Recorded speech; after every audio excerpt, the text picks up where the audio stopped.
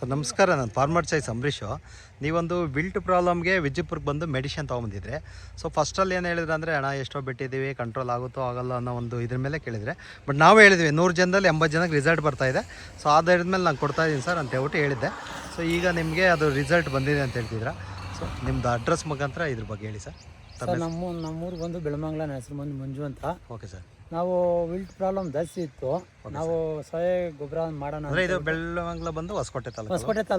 Hosakote taluk Belamangala. Okay sir. Wilt problem ಇತ್ತು sir ಇದು. Okay sir. Wilt problem ಇದ್ದಾಗ ನಾನು ಯೂಟ್ಯೂಬಾಗಿ ನೋಡ್ಕೊಂಡು ಬಂದು ನಿಮ್ಮ ಹತ್ರಕ್ಕೆ ಬಂದಿದ್ದು. ಫಸ್ಟ್ ಟೈಮ್ ಬಂದು ತಗೊಂಬಂದು ಬಿಟ್ಟಿದ್ರಿ. ಅದರಲ್ಲಿ ವಿಲ್ಟ್ ಪ್ರಾಬ್ಲಮ್ ಕಂಟ್ರೋಲ್ ಆಯಿತು. ಅಂದರೆ ಫಸ್ಟ್ ಟೈಮ್ ಏನು ತಗೊಂಡಿದ್ರೆ ಅದ್ರ ಎಷ್ಟು ಅಮೌಂಟ್ ಐತೆ ಐಡಿಯಾ ಸರ್? ಅದು ಅಮೌಂಟ್ ಹೇಳ್ಬೇಕಾ? ಅಲ್ಲ, ನೀವು ಕೊಟ್ಟಿರೋ ಅಮೌಂಟ್ ಕೊಟ್ಟಿರೋದು ಸರ್. ನಾವು ತಗೊಂಬಂದಿದ್ದು ರ್ಯಾಟ್ ಕಿಟ್ ಅಂತ ನೋಡಿ, ಇದೆ ಸರ್ ರ್ಯಾಟ್ ಕಿಟ್ ಅಂತ. ಚೆನ್ನಾಗಿ ಕೆಲಸ ಮಾಡುತ್ತೆ.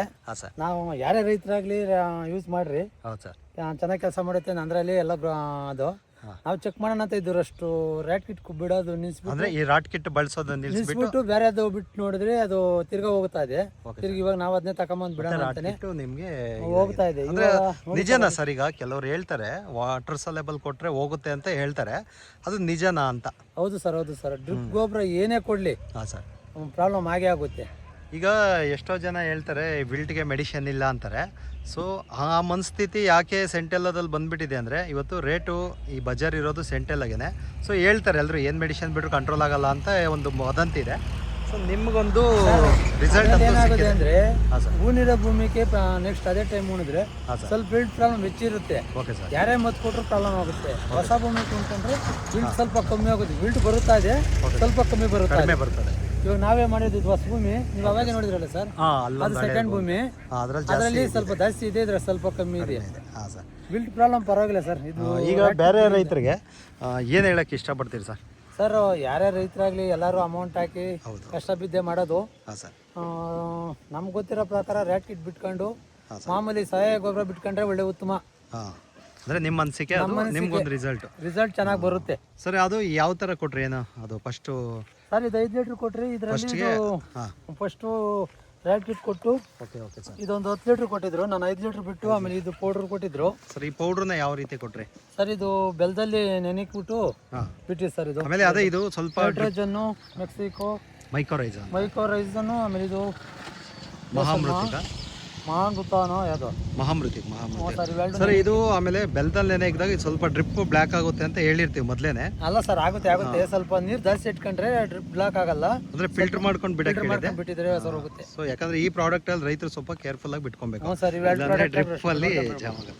ಸೊ ತೃಪ್ತಿ ಅಂತೂ ಆಗಿದೆ ಅಲ್ವಾ ಸರ್? ಸರ್, ನೆಮ್ಮದಿ ಆಗಿದೆ. ನಾನು ತಿರ್ಗಾ ತಗೊಂಡು ಇವಾಗ ತಗೊಂಬರಕ್ಕೆ ಹೋಗ್ತಾ ಇದ್ದೀನಿ. ತಿರ್ಗಾ ತಗೊಂಡು ಬಿಡ್ತಾ ಇದ್ದೀನಿ.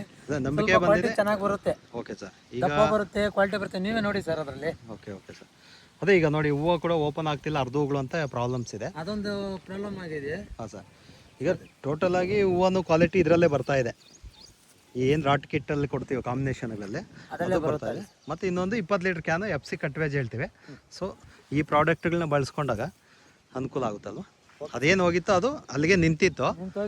ಮತ್ತೆ ನೀವು ಬರೀ 1 kg ಬಿಟ್ಟಿದ್ದಕ್ಕೆ ಆ ಭಾಗದಲ್ಲಿ ಹೋಗ್ತಾ ಇದೆ. ಅಲ್ಲಿಗೆ. ಸೊ ಈಗ ನಿಮ್ಮ ಒಂದು ಅಭಿಪ್ರಾಯದ ಪ್ರಕಾರ ರಿಸಲ್ಟ್ ಸಿಕ್ಕಿದೆ. ಬೇರೆ ರೈತರು ಬಳಸ್ಕೊಳ್ಳಿ, ಯಾಕಂದ್ರೆ ನೀವು ಒಂದು ಯೂಟ್ಯೂಬ್ ನೋಡ್ಕೊಂಡೇ ಬಂದಿರೋದು. ನಮಗೂ ತೃಪ್ತಿ ಆಯಿತು, ತೋಟ ಚೆನ್ನಾಗಿ ಮೇಂಟೈನ್ ಮಾಡಿದಿರಾ. ಸೊ ಆ ಒಂದು ರಿಸಲ್ಟ್ ಎಲ್ರಿಗೂ ಸಿಗಲಿ ಅಂತ ಹೇಳ್ಬಿಟ್ಟು ನಾನು ಇದು ಮಾಡ್ತೀನಿ. ಹೌದು ಸರ್, ಎಲ್ಲ ರೈತರಿಗೂ ಚೆನ್ನಾಗಿ ತೋಟ ಮಾಡ್ಬೇಕು. ಎಲ್ಲರೂ ತೋಟ ಮಾಡಿ ಸಂಪಾದನೆ ಮಾಡ್ಬೇಕಂತಾನೆ ಮಾಡಿರ್ತಾರೆ. ಈ ವಿಲ್ಟ್ ಪ್ರಾಬ್ಲಮ್ ಇಂದ ಯಾರು ಹೂಗಿಡ. ಹೌದು ಸರ್. ಈಗ ಬರೋ ದಿನಗಳಲ್ಲಿ ಈಗ ಸೆಂಟೆಲ್ಗೆ ಬಂದಂಗೆ ಎಲ್ಲ ಬೆಳೆಗಳಿಗೆ ಬಂದ್ರೆ ರೈತರು ಮುಗೀತಾರೆ ರೈತರ ಕತೆ. ಯಾಕಂತಂದ್ರೆ ನಾವು ಎಷ್ಟೇ ಇದು ಮಾಡಿದ್ರು ಕೂಡ, ಇನ್ವೆಸ್ಟ್ಮೆಂಟ್ ಮಾಡಿದ್ರು ಕೂಡ ಕಡೆಗೆ ನಮಗೆ ಬೆಳೆಗಳು ಬರಲಿಲ್ಲ ಅಂದಾಗ ತುಂಬಾ ಲಾಸ್ ಬಂದ್ಬಿಡುತ್ತೆ.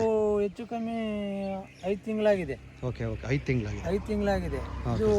ಇದು ಓಪನ್ ಆಗ್ತಾ ಇರಲಿಲ್ಲ. ಮಾಮೂಲಿ ಲೇಟು ಬಿಸಿ. ಅದೇ ಈಗ ಸೀಸನ್ ಓವರ್ ಟೆಂಪರೇಚರ್, ಅದರಲ್ಲಿ ಗಿಡ ಬೆಳ್ಕೊಂಡೇ ಇರ್ತದೆ. ಹೌದು ಸರ್. ಸೊ ಅದೇನೆ, ಈಗ ಇಷ್ಟು ಎಲ್ಲ ಇನ್ವೆಸ್ಟ್ಮೆಂಟ್ ಮಾಡಿ ಅದೇನಾದ್ರು ಲಾಸ್ಟ್ ಮೂಮೆಂಟ್ ಅಲ್ಲಿ ಇದಾದ್ರೆ, ಹೌದು 5 ತಿಂಗಳಂದ್ರೆ ಹೆಚ್ಚು ಕಡೆ 1.5 ಇಂದ 2 ಲಕ್ಷ ನೀವು. ಸೊ ಈ ಪ್ರಾಬ್ಲಮ್ ಎಷ್ಟು ದಿವಸಕ್ಕೆ ಸ್ಟಾರ್ಟ್ ಆಯ್ತು ಸರ್ ವಿಲ್ಟು?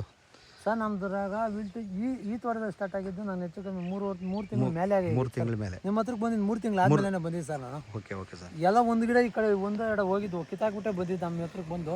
Okay sir. ನಾನು ಡೌಟ್ ಮೇಲೆ ಬಂದಿದ್ದು. ಹೌದೌದು. ಯಾವ್ದೋ ಇಲ್ಲ ಯೂಟ್ಯೂಬ್ ನೀವು ಕೂಡ ಹೇಳಿದ್ರೆ ಹಿಂಗೆ ಎಷ್ಟೋ ಜನ ವಿಡಿಯೋ ಮಾಡ್ತಾರೆ, ಸೊ ಕೆಲವ್ರು ಬರ್ತದೆ ಕೆಲವ್ರು ಬರಲ್ಲ. ನನಗಂತೂ ರಿಸಲ್ಟ್ ಚೆನ್ನಾಗಿ ಬಂದಿದೆ. ನಾನು ಇವಾಗ ನಿಮ್ಮ ಪ್ರಾಡಕ್ಟ್ ನಾನು ಬಿಡ್ತಾ ಇರೋದು. ಹೌದೌದು. ಇವಾಗ ಇನ್ನ ಯಾವ ಪ್ರಾಡಕ್ಟ್ ಬಿಟ್ಟೇ ಇಲ್ಲ. ನೀವು ಹೇಳಿದ್ರೆ. ಸೊ ಈಗೇನಂದ್ರೆ ಈ ವಿಡಿಯೋ ಮಾಡೋ ಉದ್ದೇಶ ಏನಂದ್ರೆ ನಾವೇನೋ ಒಂದು ಬಿಸ್ನೆಸ್ ಪರವಾಗಿ ಅಂತಲ್ಲ, ಈಗ ಮಾಹಿತಿ ಹೋಗ್ಬೇಕು. ಬರೋ ದಿನಗಳಲ್ಲಿ ರೈತರಿಗೆ ಮಾಹಿತಿ ಹೋದ್ರೆ ಇನ್ನೊಬ್ಬರನ್ನ ಬೆಳಿತಾರೆ. ಕೊಟ್ಟಿಗೆ ಗೊಬ್ಬರ ಮತ್ತೆ ಈ ಹಸಿರೆಲೆ ಗೊಬ್ಬರಗಳು ಈ ತರ ಕೆಲವೊಂದು ಈ ಗ್ರೀನ್ ಮೆನ್ಯೂರ್ ಅಂತ ಹೇಳ್ಬಿಟ್ಟು ಒಂದು ಗಿಡಗಳು ಬರ್ತವೆ, ಅವುಗಳನ್ನ ನೀವು ಹಾಕಿ ಸೆಣಬು ಅವುಗಳನ್ನೆಲ್ಲ ಹಾಕಿ ಉಳುಮೆ ಮಾಡಿ ಉಳುಮೆ ಮಾಡಿ ಚೆನ್ನಾಗಿ ಕೊಟ್ಟಿಗೆ ಗೊಬ್ಬರ ಹಾಕಿದ್ರೆ ಚೆನ್ನಾಗಿ ಆಗುತ್ತೆ. ಕೊಟ್ಟಿಗೆ ಗೊಬ್ಬರ 8 ಲೋಡ್ ಹಾಕಿದ್ದೀನಿ ಸರ್. ಓ, ಇದಕ್ಕೆ 8 ಲೋಡ್ ಹಾಕಿದ್ದೀನಿ. 8 ಲೋಡ್ ಹಾಕಿದ್ದೀನಿ. ಬಟ್ ಅದೇ ನಿಮ್ಗೆ ಹೂವಾರಷ್ಟು ಬೇಗ ಸ್ಟಾರ್ಟ್ ಆಗ್ಬೇಕಿತ್ತು.